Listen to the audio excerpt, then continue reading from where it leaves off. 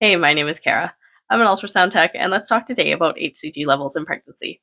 Now, I do have a few videos already about hCG, but I believe the last one I posted was back in May or June, so I thought it was about time to do an updated video, as well as address some of those questions that I was getting on a pretty regular basis on those original videos that I posted about hCG.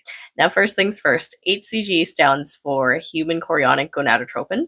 And basically, this is the hormone that is secreted by the cells that will eventually form the placenta.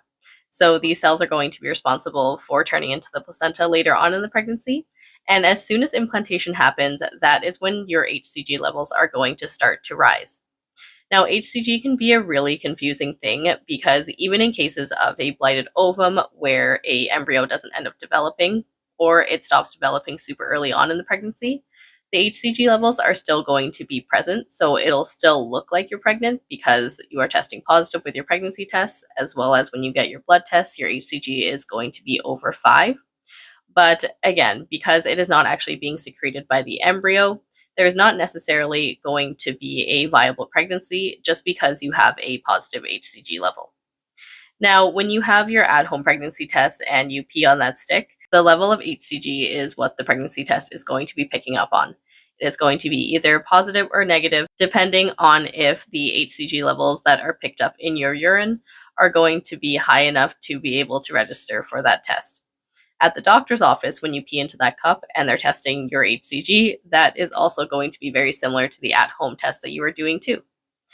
But when you go and get a blood test when you are early on in pregnancy, then they are going to be testing the quantitative levels of your hCG. What this means is you are actually going to get a definitive number as to where your hCG levels are instead of just a positive or negative, like a yes or no type of thing when you do the P test. So when you go and get your blood tested, there is going to be a number associated with how high your hCG levels are. And anything over 5, we do consider to be pregnant. If you're more in the lower range of things, though, let's say from 5 to 50, that could indicate a chemical pregnancy or that you are just really, really early on in your pregnancy.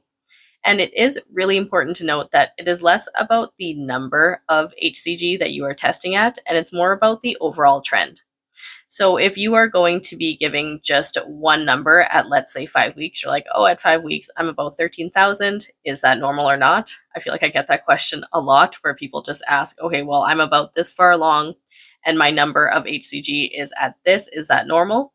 It's really important to know that we cannot really tell if it is normal or not based just on one number alone. What is more important is getting hCG tested about every 2 days just to see what the overall trend is. hCG levels should be doubling about every 2 days in a normal healthy pregnancy, in the early stages, anyways. In about mid to late pregnancy, that is when hCG starts to slow down or it can start to plateau. But especially when we are talking about the early stages of pregnancy, like from 4 to about 6 weeks, that is when it should be rapidly rising. And that is more important than looking at the actual number, just because we want to make sure that things are multiplying as they should be. Now, if you do have a lower than what is expected hCG, as in your range of hCG for what your gestational age is a bit lower than what is expected, then we do start to question whether or not it is an ectopic pregnancy, or if you are just earlier than what you think you are, or this could also indicate that it is a non viable pregnancy. Now, again, we are not really going to be able to know this until we are able to get you in for an ultrasound scan or until we get another hCG level test just to see if the trend is overall increasing at least. But if your hCG is slow to rise or it is just staying in those lower numbers for what you should be for gestational age, those are the things that we are going to be concerned about. On the other hand, though, if your hCG is super high, as in higher than normal in the range that we are expecting, you could either be farther along than what you think, you could be having multiples, or there could be something more serious going on, such as gestational trophoblastic disease, which I do have another video on that. If you guys are interested, please go check that out. And without further ado, let's go ahead and look at an hCG chart just so we can see what a wide range of normal there is and why we can't really predict exactly how far along you are just based on one hCG level. So let's look at this hCG chart. So these are showing the normal ranges for each stage of pregnancy week by week. And you can see, let's say, for example, at 5 weeks, the range of normal can be anywhere between 19 to 7,340 for hCG. You can appreciate this is a huge range of normal, which is why when you just get one hCG level done, it is incredibly hard to predict, if not impossible to predict on that alone, as to how far along you are.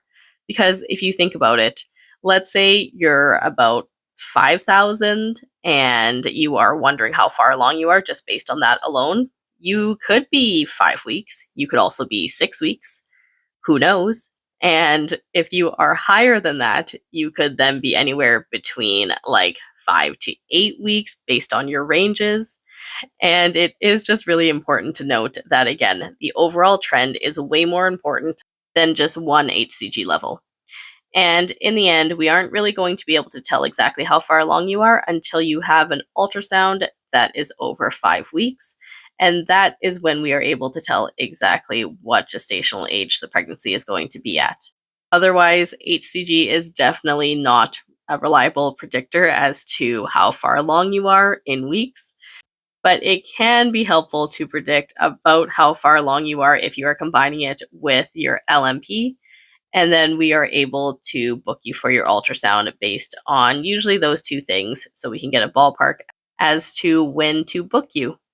And just a reminder, ideally, we do book first trimester ultrasounds between 7 to 10 weeks so we can get an accurate due date.